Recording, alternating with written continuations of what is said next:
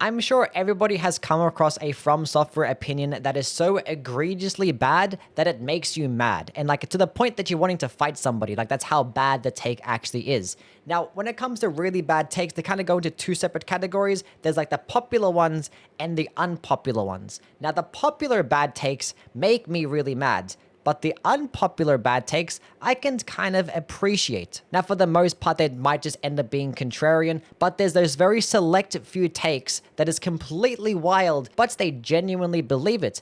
And that is what I am in search for today, to find the hottest From Software takes. So I took to my YouTube community page, I made a post asking about people's unpopular opinions and hot takes, to which I had received over 900 comments. Now, a lot of these comments weren't really hot takes. There was a lot of like, I like this boss the best, or I think the Abyss of Woods is a good area. Like, those are not hot takes. Those are just your preferences based on your personal experiences. An actual hot take would be that Abyss of Woods is the best area in the DLC. That's the type of takes that I'm looking for.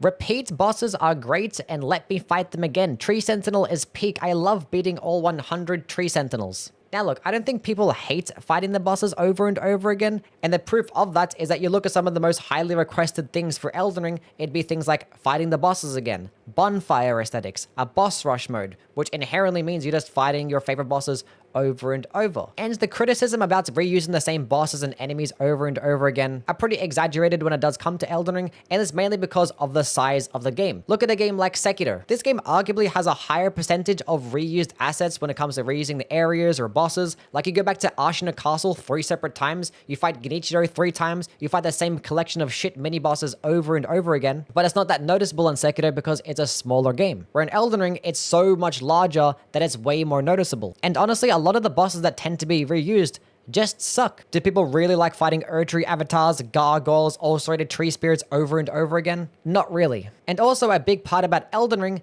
is the exploration, like taking an off-beaten path and actually end up being rewarded with something. And for most cases in Elden Ring, it ends up being really cool scenery, which can be enough for some people, but there still needs to be more. And when you're turning a corner and you end up fighting another boss and it's like another demi-human queen, no one really gets excited about that. So I think the major criticism here is that some of like the reused bosses tend to just be pretty boring, and the only purpose that they serve is just like cannon fodder, just to be able to give you a bunch more runes so you can just level up easier. And you can still accomplish that, but it would be better if you actually had some like actual fun bosses to fight. Like, I'm not sure how many people complain about fighting the Crucible Knights over and over again. They're a pretty fun fight. The difficulty of the Nameless King is extremely overrated. Goated fights, but I don't think he was as hard as everyone hyped him up to be. Probably had something to do with the fact that I played Elden Ring before Dark Souls 3, but the other bosses in the game gave me plenty more shit than him, like Sister Freyda and Champion Gundyr. Now, there were a lot of comments talking about the difficulty of the Nameless King fight, which it kind of makes sense nowadays. The games have only really gotten harder, and the earlier games are just not going to be as challenging. For the time, Nameless King was probably one of the more challenging fights considered by most people. Now, I didn't really want to talk about this one because it's not really a take, because the difficulty of a boss and really the enjoyment of a game or a boss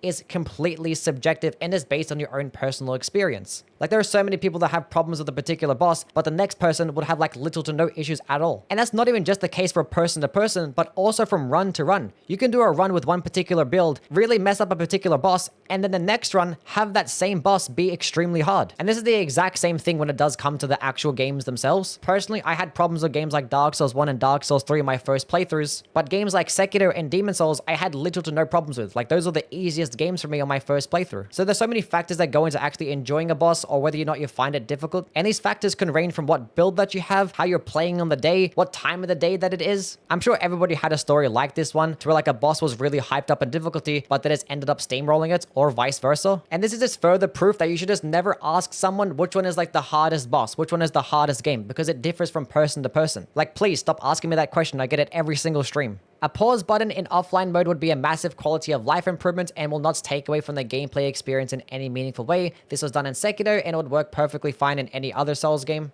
Yeah, I would kind of agree with this one. It's not going to really change up much. I think you can literally implement a pause button even in online mode, and when you just get invaded, you could just have it just unpause the game. I'm pretty sure this literally happens in Demon Souls when you go into photo mode. So it kind of leads me to believe that it's more of like a gameplay decision, like they want it to be more immersive if they just don't have a pause button, because you can very well just like quit out the game if you really need to take a break. For me personally, I don't really care to have a pause button because I like to be able to go through my menu and like walk around at the same time. So like one of the most annoying things for Sekiro for me is that I can't just like like traverse the area while going through my menu. Also being able to change up your armor and see it in motion and in real time. I just like that concept as well. But yeah, having the option of a pause button is definitely not a bad thing. It should definitely be a setting that you could just toggle off and on. The Demon of Hatred is a great boss, and I don't understand why people hate him so much that they cheese him every time. His difficulty and unique moveset is a great warm-up for the final boss fight, IMO. Now, I don't know if I agree that is a good warm-up for the final boss fight, because he's arguably more challenging and he doesn't work anything like the final boss, but I do agree that he is a really good boss fight. In fact, the only thing that I don't like about him is that he has a bit too much health. He has like one too many health bars in my opinion, so the fight tends to drag on a little bit too much. So if it was a little bit shorter, I would consider this to be an S tier boss fight. Because yeah, his moveset is extremely fun to learn. He does give you ample openings. He's not too large to where the camera is a massive issue. He's extremely cinematic, wide open arena as well. Like the major talking point about this boss is that it's like a Dark Souls boss and not really like a Sekiro boss, and you have to fight it a bit differently. Which yes, that is 100% true. You're not supposed to fight it like every other Sekiro boss. You can't just like spam deflect and hope for the best. Deflecting doesn't really work that well against larger bosses, which is probably going to be one of the reasons why the deflecting character in Night Rain isn't going to be that powerful, because a lot of the bosses are going to be really large to compensate for the multiplayer experience. But that's another conversation, because when it does come to the Demon of Hatred, yeah, it plays like a Dark Souls boss. You're not meant to deflect it, you're meant to dodge and attack accordingly. And the thing is, Sekiro gives you the tools like you're playing Dark Souls. You have an iframe dodge, which is actually pretty good, and you also have a katana that does damage. Just fight it like a regular Dark Souls boss. And the fact that it is a boss that you're supposed to fight differently in its own game is not even a new concept as well, because every single game has their own selection of gimmick bosses that you're supposed to fight differently. Elden Ring bosses are way too overhated, IMO. The game has so many mechanics that gives you so much flexibility to approach different encounters, yet everyone seems to have this Souls stigma where they only play the classic roll hit strat with a strength weapon. Players like Ongbal really does show the depth of Elden Ring's combat, and I feel like that was the intended way to play through the game. Elden Ring just gives its players so much freedom for creativity, and most people just take it for granted, though I will say that it sucks that the leveling system limits a lot of creative and fun builds in the game. I do agree with the final sentiments that the leveling system isn't really the best. When I did make my video going over the best and worst things about Elden Ring, one of my major complaints was that the game didn't do a good enough job at incentivizing the build creation, which is one of the best parts about the game. There is so much build variety when it comes to things like jumping attack builds, guard counter builds, skill spamming builds, spells, R1 spamming. There's so much variety, and the game just didn't do a good enough job at incentivizing that, because you have things like limited respecs, not enough dragon stones, obnoxious farming. There's no like end game PvE game mode like a boss rush mode or like an arena mode. It's kind of more of like a missed opportunity. Now, when it does come to the original parts of the comments talking about Elden Ring bosses being overhated because you can counter them many different ways, and players like Ongbal really showcase these particular types of builds, I disagree with this statement a lot. One, comparing your average player to Ongbal is just ridiculous. This man is like a 0.001% player. And yes, he does do an amazing job showcasing what the potential of the game can actually be. It is definitely a far cry from your average player. And one thing that people tend to not understand when it comes to like the defending of the Elden Ring bosses is that people have different preferences in playstyle. And Dark Souls 2 fans also do this exact same thing, which I will get into. Some people don't really care about build creation, and they wanted to be able to fight a boss, have fun against that boss with like an average build and overcome it. A lot of the Elden Ring bosses tend to be really overtuned, and it's to the point that the people that actually enjoy these bosses are the ones that either cheese them and just like destroy them really quickly, or like the top 1% players that like love to like memorize a boss's combo. Players like myself, I adore Elden Ring bosses. They're probably my favorite bosses in the entire series, and it's for that reason that they're actually really complicated and hard to learn and hard to memorize, and there's so many different ways to counter them, not even just by making broken builds, but also based on the tools that the game actually gives you. Things like jumping over attacks, strafing certain attacks, manipulating boss AI based on positioning or certain types of attacks, counting how many hits that have landed on an enemy to determine how much poise they have left. I think Elden Ring bosses are the best in the entire series, but that's from me. But what if you're that average player that doesn't want to cheese the enemies, but also wants to be able to enjoy the boss fight and actually learn the moveset, but not have to go through this like entire like obnoxious trial and error rigmarole just to be able to get good at the boss and just beat it with your average build? Like the Elden Ring boss formula kind of alienates a big chunk of the player base that were kind of used to those particular elements in the previous Souls games, and then when they get to Elden Ring, it's very far and few.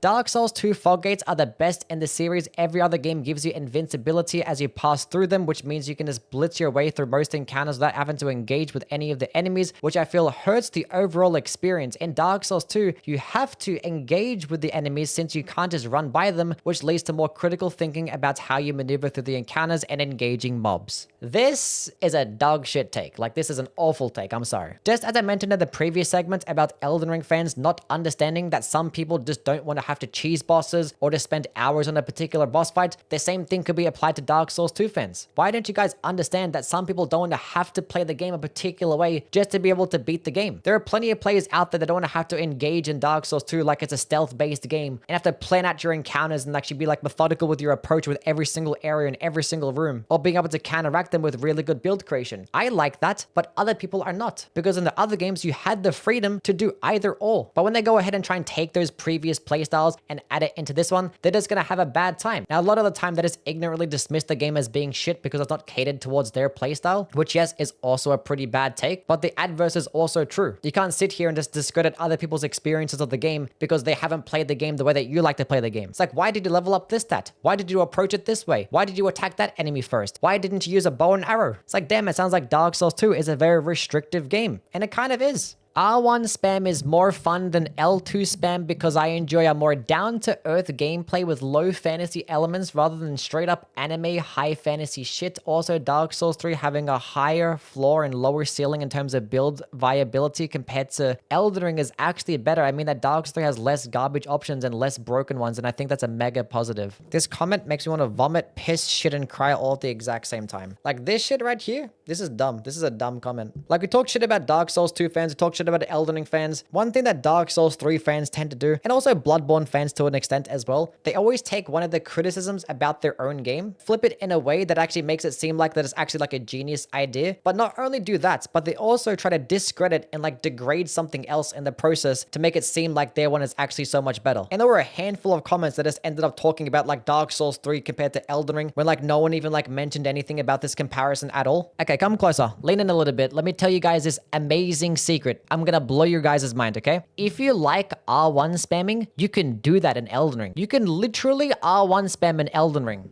You can literally do that. You're not forced to do L2 spam. You can literally make R1 spamming builds and have them be just as powerful as they are in Dark Souls 3. You can pick up a couple of curve swords and you have the exact same thing as a Cell Sword Twin Blades. Literally be just as powerful too. You can mess up everything with this. There are like so many broken R1 spamming options in the game, like the sword lance, the warped axe, the carrying thrusting shield. Even a two-handed thrusting sword can put in a lot of work too. But on top of having broken R1 spamming builds, you have a plethora of other options, and it's not just skill spam. You can also make broken builds with jumping attacks, guard counters, spells. Like, the major criticism about R1 spamming in Dark Souls 3 is that like that's the only option that you really have, which one is a stupid take. You can definitely make more types of builds more so than R1 spamming. Obviously nowhere near to the extent of Elden Ring build creation, but you can still make some builds out there that rely heavily on skills. You can make some broken ass spell builds. You can even have some charged heavy attack builds out there as well. But yeah, for like 90% of the weapons in the game and 90% of the best builds, it does involve around just like clicking the R1 button because it's better than most things, which honestly is not that much different compared to other games. Like, if you like to just click R1 the entire time, the game can still be very fun. Honestly, I find R1 spam to be fun as well, but I also find other options to be just as fun or more fun. And then also the take of saying that Elden Ring build viability has like way higher highs but like way lower lows is also really stupid. Like, Dark Souls 3 has just as many low lows as Elden Ring, probably a higher percentage of really low lows. Like, there's a lot of like dog shit Dark Souls 3 weapons out there, especially the ones that cannot be infused. Whereas I just recently did an Elden Ring tier list going over all 400 weapons, and literally less than 20% of them were in like the bottom 2 tiers. And even then, for like half of those bottom 2 tier options, you could make a claim for them. And the only reason why they're actually bad is not because they're not viable, it's because they're just outclassed. With almost every single weapon in the game, you can very well make like a viable build outside of like 5 to 10 like meme options. MIDIR is the best dragon fight. I will die on this hill. And no, visuals don't matter. A fight has to be good because the fight is structured well and telegraphed well. He is better than BAYLE, and anyone here on YouTube that says BAYLE is better is probably just a kid with an underdeveloped brain, because that's how it works. Other social media platforms, Insta and Reddit, collectively agree that MIDIR is the best dragon fight. Everyone who says BAYLE is better in those platforms gets ratioed so bad, and that's because adults with actual logic are on those platforms because kids aren't allowed there. BAYLE is a B tier fight at best, and people overrate the fights because of Egon and his character and because the fight is a spectacle. But those things don't matter when ranking bosses in terms of what a good boss is or deciding what dragon fight is best.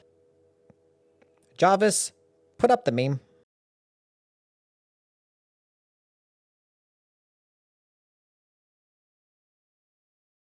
I like MIDIR better than BAYLE, because he does give you like more openings and he has like a larger head that's lower to the ground. So you have more opportunities to do like meaningful damage. Whereas for BAYLE, he has like a smaller head, doesn't really stay as low to the ground as much. And a big part of the portion of the fight is kind of balanced around that you hit him in the leg, because he also has a weak point in his leg. But when you're fighting a larger boss and you stay underneath him, a camera can be a big issue. And I think the best part about fighting these larger bosses is when you get to be able to stay in front of them and actually witness the spectacle alongside being able to like dodge the attacks accordingly. And I think BAYLE just doesn't do it as well as MIDIR. But when it comes to this fucking comment, number one, when it comes to a dragon boss fight, visuals 100% matter. 100% matter. Like, why do you think dragon fights are so popular? It's because dragons are fucking badass. Make the dragon look cool. And the funny thing is, MIDIR is literally a spectacle fight. Like, the fight is actually amazing visually. MIDIR looks so fucking cool, like pretty much on par with BAYLE. I might like BAYLE like a little bit more when it does come to some of the visuals and some of the attacks, but MIDIR is literally an amazing visual fight. But this is what I'll talk about in the previous segment. Like, Dark Souls 3 fans will tend to just like degrade one thing just to like prove their point. And I guess he heard the take that like BAYLE is a better cinematic fight. And he's like, you know what? Cinematics? I don't care about cinematics anymore. They're no longer important. And he says this while also having a penetrator avatar.